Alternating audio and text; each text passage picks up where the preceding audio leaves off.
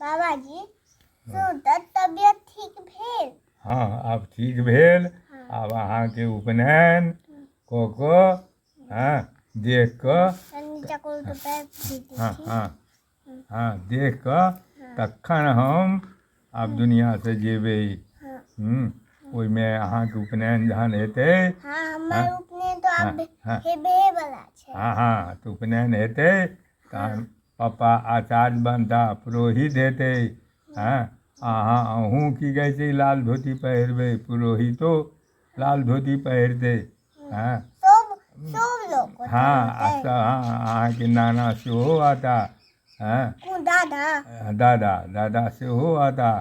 हाँ ओहिके बादमे मामा सेहो आता, मामी सेहो अती। हाँ सब गीत नाद हेतै। हाँ बड़ा धूमधामसँ ई जे छै उपनयन हम तोहर उपनयन देख लेबह। बड़ा भाग्यशाली।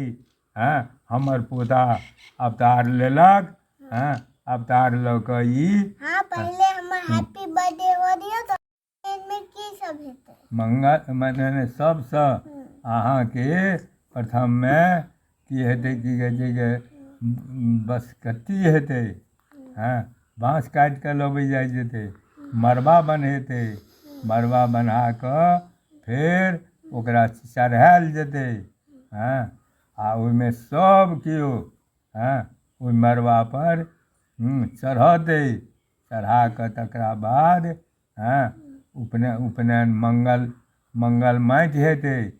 मंगल माटि भेलाके बादमे फेर पूजा हेतै।